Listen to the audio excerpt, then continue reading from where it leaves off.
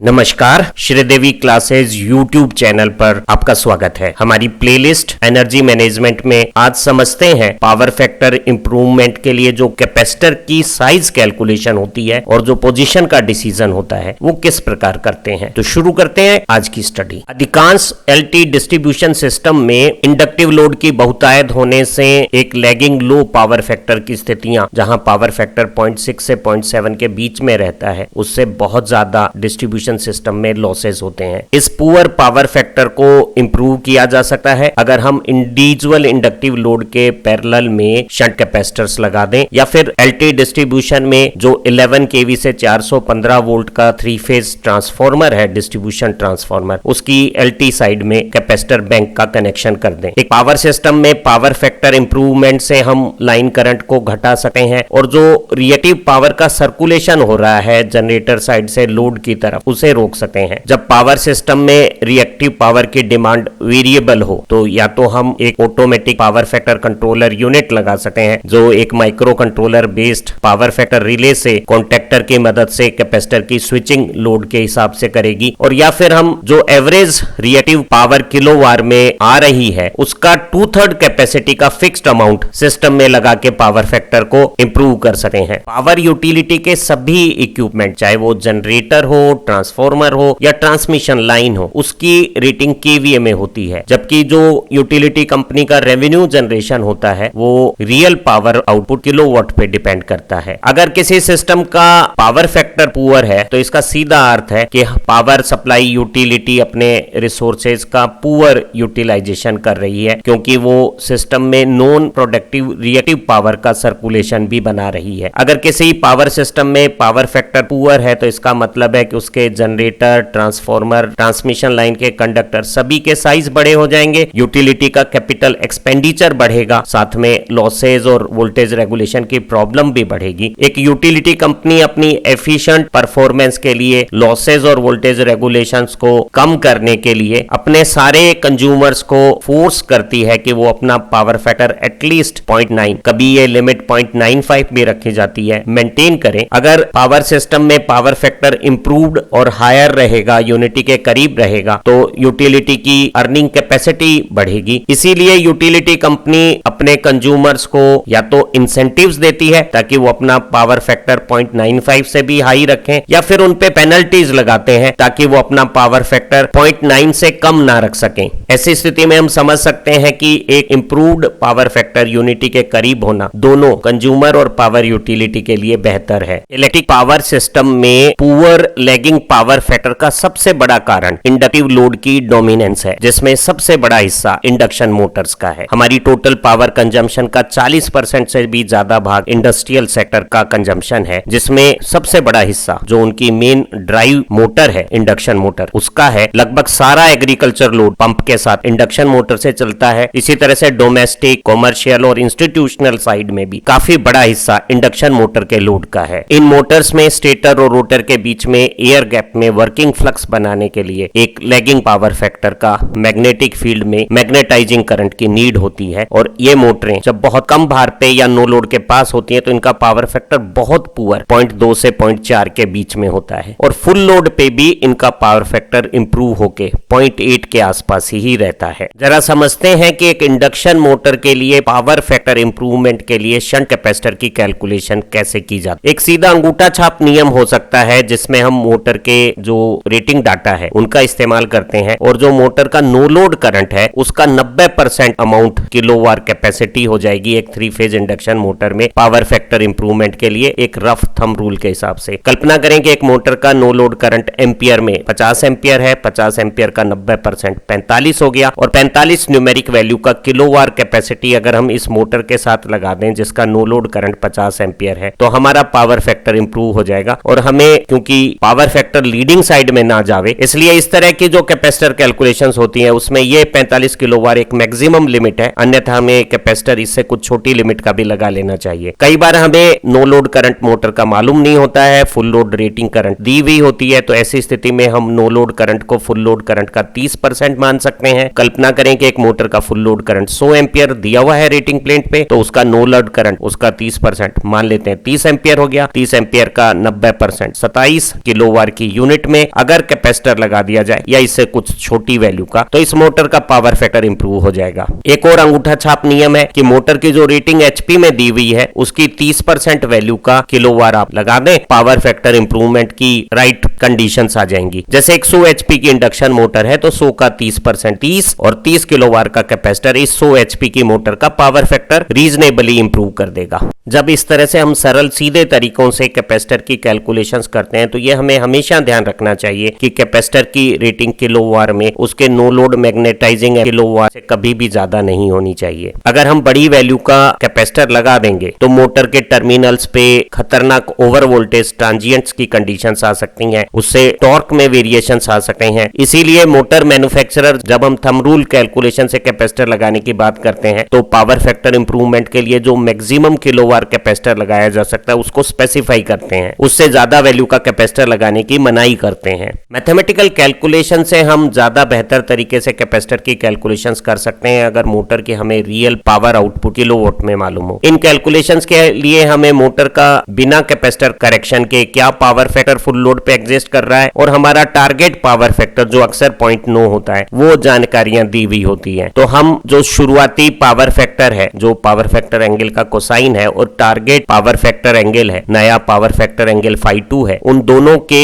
Inverse calculation से ये value 0.75 और ये वैल्यू 0.9 दी हुई है, तो इन दोनों के कोस इनवर्स लेके हम शुरुआती फेज एंगल मोटर का फुल लोड पे बिना कैपेसिटर करेक्शन का और बाद में जो फेज एंगल कैपेसिटर करेक्शन से हो रहा है उन्हें निकाल सकते हैं। बाद में इनके टेंजेंट निकाल के एक मल्टीप्लायर फैक्टर की कैलकुलेशंस की जा सकती है, 10 φ1 माइनस 10 φ2, जो इन दो डाटा से निकल आएगा। ज्यादातर मैन्युफैक्चरर टेबुलर फॉर्म में इन डाटा की मदद से ये जो डिफरेंस कैलकुलेशन है वो एक मल्टीप्लायर फैक्टर के तौर पे देते हैं, जिसे हम रियल पावर किलोवाट में जो मोटर की है उससे मल्टीप्लाई करके कैपेसिटर की कैलकुलेशंस करते हैं। जानिए समझिए सारी बात। जो मोटर बिना कैपेसिटर कनेक्शन के जो किलोवाट ले रही है उसे हम निकाल सकते हैं। ये रियल पावर में इनिशियल पावर फैक्टर का जब हमने डिवीजन दिया तो ये मोटर की बिना कैपेसिटर करेक्शन के फुल लोड पे रेटेड केवीए आ गई है। केवीए को साइन φ1 से गुणा किया तो ये रिएक्टिव किलोवाट आ गई है मोटर की फुल लोड पे। इसी तरह से ये कैपेसिटर करेक्शंस के बाद नए पावर फैक्टर पे मोटर की किलोवाट आ गई है और इन दोनों किलोवाट का डिफरेंस कैपेसिटर का कंपनसेशन आप कैलकुलेट करें। साइन में कोस का डिवीजन 10 हो गया, ये फार्मूला आ गया जहां ये फैक्टर 10 φ1 माइनस 10 φ2 इन फिगर से सीधे टेबुलर फॉर्म में मैन्युफैक्चरर देता है। कैपेसिटर की साइज किलोवाट में निकालने के लिए मोटर की किलोवाट पावर के साथ ये जो नीले फ्रेम में दिया गया मल्टीप्लायर फैक्टर है वो हम सीधे टेबल की मदद से कैलकुलेट कर सकते हैं। मोटर का जो स्टार्टिंग पावर फैक्टर है उसे सेलेक्ट करें और फिर जो टारगेट पावर फैक्टर है उसे सेलेक्ट करें। मेरा 0.9 है, स्टार्टिंग 0.75 है और ये मेरा मल्टीप्लायर फैक्टर आ गया 10 φ1 माइनस 10 φ2। φ1 इस कोसाइन का कोस इनवर्स है और φ2 इस कोसाइन वैल्यू का कोस इनवर्स है और उससे मैंने 10 φ1 माइनस 10 φ2 ये मल्टीप्लायर प्राप्त कर लिया है। अगर हमें दी गई मोटर 100 एचपी की है तो हमने उस एचपी को किलोवाट में बदल दिया है 73.5 किलोवाट। अब पी की जगह हमने इस रिलेशन में 73.5 रखा और टेबल की कैलकुलेशन से ये मल्टीप्लायर फैक्टर 0.398 रखने पर ये कैलकुलेशन 29 किलोवाट आई। नियरेस्ट स्टैंडर्ड साइज 30 किलोवाट का कैपेसिटर अगर हम सेलेक्ट करते हैं तो इस 100 एचपी की मोटर का पावर फैक्टर 0.75 से बढ़ाकर 0.9 किया जा सकता है। जरा समझते हैं कि एक इंडस्ट्री जिसपे मैक्सिमम केवीए डिमांड के हिसाब से टैरिफ लगता है और अगर उसका पावर फैक्टर कमजोर हो, जैसे कि हमारी इंडस्ट्री का 0.7 है, तो पावर फैक्टर इंप्रूवमेंट के जो मेजर हैं वो किस तरह से बहुत बेहतरीन कॉस्ट सेविंग मेजर्स बन जाते हैं। एक इंडस्ट्री का active power load full load पे 410 किलोवाट है और इसका फुल लोड पावर फैक्टर अगर 0.7 आता है तो इसकी केवीए मैक्सिमम डिमांड काफी अधिक है। हम कैलकुलेट कर सकते हैं रियल पावर में पावर फैक्टर का डिवीजन करने से इंडस्ट्री की अपरेंट केवीए डिमांड 579.5 केवीए आ गई है, जो काफी ज्यादा है। और इसका कारण है कि पुअर पावर फैक्टर के कारण ये इंडस्ट्री बहुत ज्यादा inductive lagging reactive power draw कर रही है। हम उस रिएक्टिव पावर की कैलकुलेशन भी कर सकते हैं। हम अपरेंट पावर में अगर साइन फाई का मल्टीप्लाई कर दें, जहां फाई इस पावर फैक्टर से प्राप्त कोस फाई की कोस इनवर्स वैल्यू से आ जाएगा और हमने पाया कि हमारी जो किलोवाट रिक्वायरमेंट है इंडस्ट्री की वो काफी ज्यादा रियल पावर के लगभग बराबर। जब पावर फैक्टर 0.7 है तो 410 किलोवाट है। हम इसे पावर ट्राइंगल एंगल से भी समझ सकते हैं। रियल पावर इंडस्ट्री की 410 किलोवाट है, 0.7 पे पावर फैक्टर एंगल 45 डिग्री के कोरस्पॉन्डिंग। रिएक्टिव पावर भी 410 किलोवाट हो गई है। इंडस्ट्री ने अपना पावर फैक्टर इंप्रूव करने के लिए लोकल इस 410 किलोवाट रिएक्टिव पावर को 300 किलोवाट के कैपेसिटर इंस्टॉलेशन से कंपनसेट कर दिया है। तो अब जो हमारी 300 किलोवाट कैपेसिटर कंपनसेशन से रिएक्टिव पावर जनरेट हो गई है, तो हमने मेन सप्लाई से जो डिफरेंस है दोनों का केवल 110 किलोवाट वो ड्रॉ किया है। हमारी रियल पावर वही 410 किलोवाट रही है, लेकिन हमने पावर लाइन से रिएक्टिव पावर की डिमांड कम कर दी है। तो हमारी जो केवीए डिमांड है, जो पाइथागोरस कैलकुलेशन से हम कैलकुलेट करते हैं, तो 425 केवीए रह गई है। तो हम पा रहे हैं कि हमारी जो नई केवीए डिमांड थी वो 425, पुरानी केवीए डिमांड 580 केवीए से 30% से भी ज्यादा कम हो गई है। और हमारे मैक्सिमम डिमांड चार्जेस भी काफी हद तक कम हो गए हैं। नई स्थिति में हम हमारा पावर फैक्टर निकाल सकते हैं, जो रियल पावर और एपरेंट पावर का रेशियो। रियल पावर 410 किलोवाट, नई स्थिति में जब हमारी 300 किलोवाट लोकल कैपेसिटर से रिएक्टिव पावर कंपनसेट हो गई है, तो ओरिजिनल 410 किलोवाट की बजाय हम पावर लाइन से सिर्फ 110 किलोवाट ही ले रहे हैं। तो नई केवीए हमारी 425 है। तो रियल पावर में एपरेंट केवीए का डिवीजन करने से हमारा पावर फैक्टर 0.96 काफी इंप्रूव हो गया है, 0.7 से 0.96 हो गया है। तो हम पा रहे हैं कि जब हम इस तरह से पावर फैक्टर इंप्रूव करते हैं, तो हमारी जो केवीए डिमांड है वो कई बार 20 से 30% और कई बार तो इससे भी ज्यादा कम हो जाती है। और ऐसी कंडीशंस में हमें बहुत ज्यादा मनी की सेविंग आती है। और जो हमारे पावर फैक्टर इंप्रूवमेंट के इक्विपमेंट्स हैं, उनका पे बैक 6 महीने से भी कम समय में हो जाता है। सभी बड़े कॉमर्शियल और इंस्टीट्यूशनल लोड के लिए और इंडस्ट्रियल लोड के लिए पावर फैक्टर को सही करने की जो पूरी प्राइमरी जिम्मेदारी है वो कंज्यूमर की है। वही वो सारे मेजर्स जो जरूरी हैं उन्हें करेगा, इन्वेस्टमेंट करेगा, ताकि उसके यहाँ पे पावर फैक्टर सही रहे और उसे केवीए मैक्सिमम डिमांड के बतौर ज्यादा बिल ना भुगतान करना पड़े, या कम पावर फैक्टर होने पे उसे कोई पावर फैक्टर पेनल्टीज ना देनी पड़े। और इन सभी से हमारी जो पावर सप्लाई यूटिलिटी है, जनरेटिंग, ट्रांसमिशन या डिस्ट्रीब्यूशन एक्शन, वो ज्यादा एफिशिएंटली वर्क करने लगेगी। जो सबसे इफेक्टिव तरीका है पावर फैक्टर इंप्रूवमेंट करने का, वो उन सब individual inductive lagging power factor वाले लोड्स के अक्रॉस शंट कैपेसिटर को कनेक्ट करना है, ताकि हमारा पावर फैक्टर इंप्रूव हो जाए। एक दूसरा सरल तरीका हो सकता है कि हम सेंट्रलाइज्ड जो हमारा 11 केवी से 415 वोल्ट करने वाला स्टेप डाउन 3 फेज ट्रांसफार्मर है, उसकी एलवी सेकेंडरी साइड पे एक सेंट्रलाइज्ड कैपेसिटर बैंक लगा दें। पावर फैक्टर इंप्रूवमेंट से जो कंज्यूमर की पावर बिलिंग में जो रिडक्शन आता है और जो सिस्टम की एडिशनल कैपेसिटी जो रिलीज होती है, वो कैपेसिटर के इंस्टॉलेशंस को एक बहुत अट्रैक्टिव ऑप्शन बना देती है। अगर हम पावर फैक्टर इंप्रूवमेंट के लिए कैपेसिटर की इंस्टॉलेशंस कॉस्ट की कैलकुलेशंस को, जो हमारी सेविंग आती है केवीए डिमांड में कमी से या पेनल्टीज को दूर करने के लिहाज से, उस लिहाज से अगर हम देखें तो सबसे इकोनॉमिक पावर फैक्टर 0.95 के आसपास आ जाएगा। अब जरा समझते हैं कि पावर फैक्टर करेक्शंस के लिए जो कैपेसिटर्स की इंस्टॉलेशंस हमें करनी है वो कहां करनी चाहिए। पावर फैक्टर इंप्रूवमेंट के लिए लगाए जाने वाले कैपेसिटर की लोकेशन को समझते हैं। पावर फैक्टर के लिए कैपेसिटर के कनेक्शन की सबसे सुटेबल लोकेशन उस इंडक्टिव लोड के जो लैगिंग रिएक्टिव पावर कंज्यूम कर रहा है उसके सीधे अक्रॉस लगाना है। जैसे कि यहाँ केस 1 और केस 2 में हम लोड के सीधे अक्रॉस कैपेसिटर को इंस्टॉल कर रहे हैं, और हम रिएक्टिव पावर की डिमांड जो इंडक्टिव लोड कर रहा है उसे सीधे लोकली कंपनसेट करके लाइन में करंट को घटा देंगे, और लाइन में लॉसेज, वोल्टेज ड्रॉप और लाइन कंपोनेंट की कैपेसिटी डिमांड कम हो जाएगी। और इस कनेक्शन में चाहे केस 1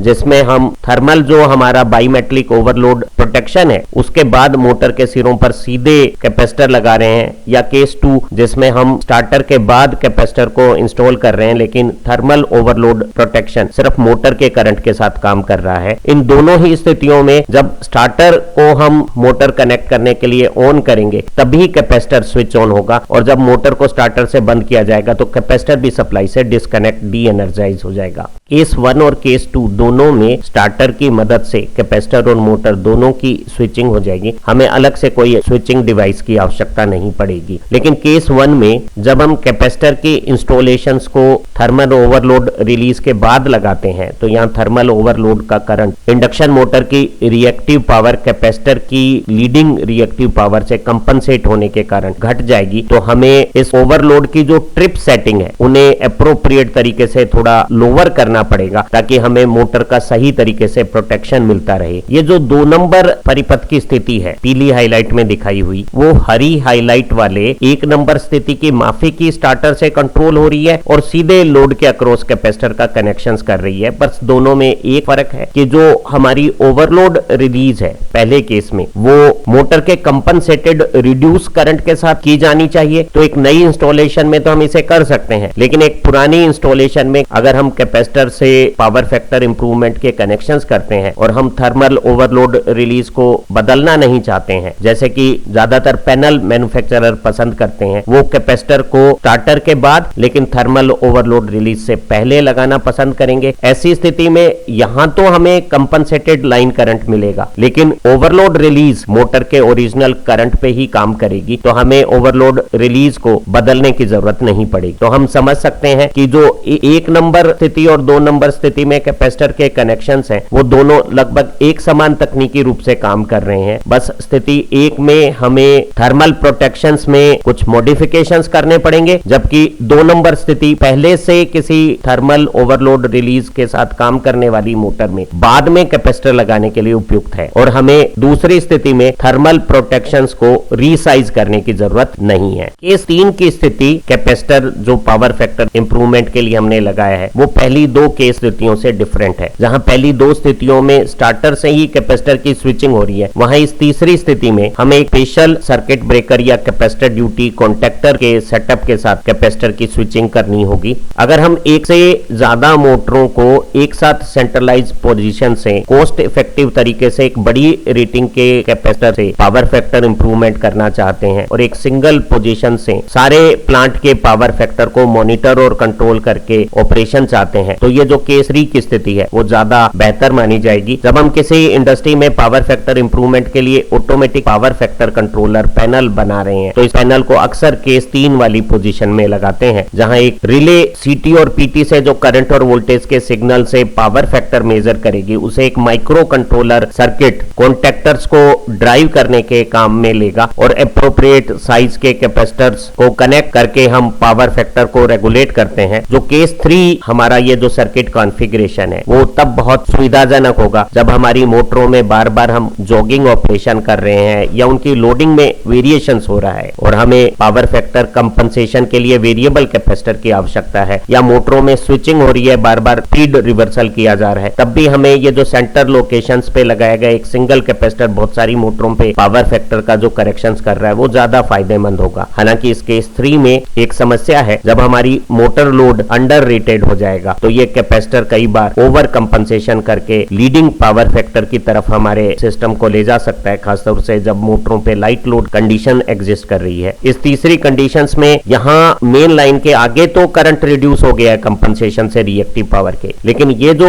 इंटरनल हमारी वायरिंग है इसमें अभी भी रिएक्टिव पावर का फ्लो है, लाइन करंट ज्यादा है, तो ये लॉसेस से रिलीव नहीं हुई है। ये भी एक डिसएडवांटेज है केस 3 का। किसी इंडस्ट्री के लिए एक प्रैक्टिकल अप्रोच हो सकती है कि उसके जो बड़े मोटर लोड हैं उनके साथ तो वो केस 1 या केस 2 की स्थितियों में कैपेसिटर की इंस्टॉलेशन फिक्स अमाउंट के साथ कर ले और पूरी इंडस्ट्री के लिए एक सेंट्रलाइज पोजीशंस पे एक कैपेसिटर बैंक को एपीएफसी पैनल द्वारा अलग से एक माइक्रो कंट्रोलर रिले डिवाइस की मदद से कॉन्टेक्टर को चलाकर पावर फैक्टर को कंट्रोल कर ले। इंडक्शन मोटर्स के अलावा हमारे पास दूसरे इंडक्टिव लैगिंग पावर फैक्टर वाले लोड हैं जिनके लिए हमें पावर फैक्टर इंप्रूवमेंट के लिए कैपेसिटर लगाने होते हैं, और इन लोड में एक बड़ा पावर साइज इंडक्शन फर्नेसेस का है, आर्क वेल्डिंग ट्रांसफॉर्मर्स का है। इंडक्शन फर्नेस के कंट्रोल गियर के साथ ही हम कैपेसिटर्स की कनेक्शंस को इंस्टॉल करते हैं। एक इंडक्शन फर्नेस में मेल्टिंग कंडीशंस के साथ पावर फैक्टर वेरी करता है और वो स्टार्टिंग में जहां बहुत कम 0.7 होता है वो मेल्टिंग के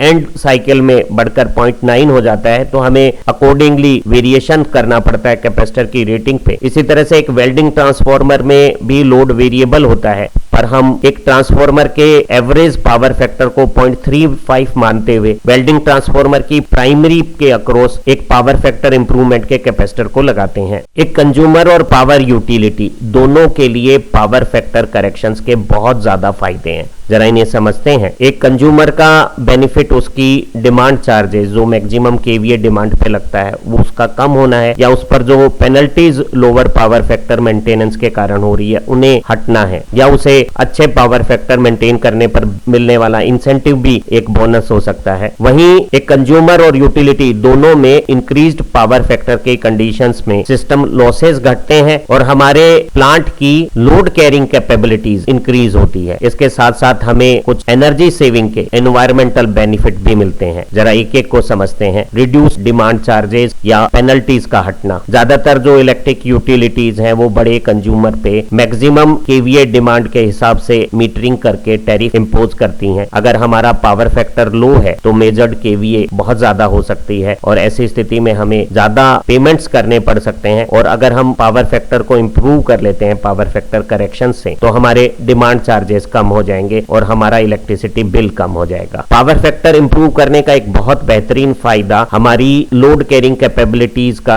एग्जिस्टिंग सर्किट में ही इंक्रीज होना है। एक पुअर पावर फैक्टर पे जो रिएक्टिव पावर की डिमांड है वो हमारी एक्टिव पावर कैपेसिटी को कम कर देती है। जब हम लोड के बिल्कुल एंड पे ही पावर फैक्टर करेक्शंस के लिए कैपेसिटर लगाकर रिएक्टिव पावर का लोकल कंपनसेशन कर देते हैं तो लाइनों में जो करंट का रिडक्शन होता है वो हमारी एक्टिव पावर की एडिशनल कैपेसिटी को भी जनरेट करता है और हमारे लाइन के रेजिस्टेंस में कॉपर लॉसेस को भी कम कर देता है। पावर फैक्टर सुधरने से हमारी इंडस्ट्रियल मोटरों के एंड पे वोल्टेज इंप्रूव हो जाती है। इंप्रूव्ड पावर फैक्टर से लाइन में करंट कम हो जाता है और लाइन के जो रिएक्टिव पार्ट है उसमें वोल्टेज ड्रॉप भी कम हो जाती है और ऐसी स्थिति में हमारे मोटर के टर्मिनल्स पे इंप्रूव्ड वोल्टेज आने पर वो सेम पावर की मैचिंग के लिए जब सिस्टम से करंट कम लेती है तो उसमें इंटरनल लॉसेस भी कम होते हैं, हीटिंग भी कम होती है और मोटर की लाइफ भी अच्छी हो जाती है। जो हमारे लंबे एग्रीकल्चर फीडर पे एग्रीकल्चर पंप सेट्स हैं उनमें मोटर के बिल्कुल एंड पे कैपेसिटर से पावर फैक्टर इंप्रूव करने का जो मुख्य उद्देश्य वोल्टेज रेगुलेशन की समस्याओं से एग्रीकल्चर पंप सेट्स को बचाना है, क्योंकि हमारे पंप सेट कम वोल्टेज की कंडीशन पे जब ऑपरेट होते हैं तो वो ज्यादा करंट लेके खुद को डैमेज कर लेते हैं। इंप्रूव्ड पावर फैक्टर से हमारे सिस्टम में लॉसेस कम हो जाते हैं। जो I²R कॉपर लॉसेज हैं लाइनों में वो करंट के स्क्वायर प्रोपोर्शनल में है और पावर फैक्टर इंप्रूव होने पर हमारा करंट रिड्यूस हो जाता है। तो हम कह सकते हैं कि लॉसेज हैं वो पावर फैक्टर के स्क्वायर के इनवर्स प्रोपोर्शनल हो गए हैं। जब हम किसी यूटिलिटी के एंड पे पावर फैक्टर को इंप्रूव कर लेते हैं तो यूटिलिटी कम इंस्टॉल्ड कैपेसिटी को ज्यादा एफिशिएंट तरीके से यूटिलाइज करके हमारे इन्वायरमेंट में जो कार्बन फुटप्रिंट्स आ रहे हैं उन्हें घटा देती है और लंबे समय के लिए अगर हम इन एडवांटेज को काउंट करें तो हम सैकड़ों टन कार्बन डाइऑक्साइड की मात्रा इस तरह से रोक पाते हैं। तो हम कह सकते हैं कि पावर फैक्टर करेक्शन एक एनवायरनमेंट प्रोटेक्शन के लिए भी बहुत बड़ा मेजर है। हम कंक्लूड कर सकते हैं कि कंज्यूमर और पावर यूटिलिटी कंपनी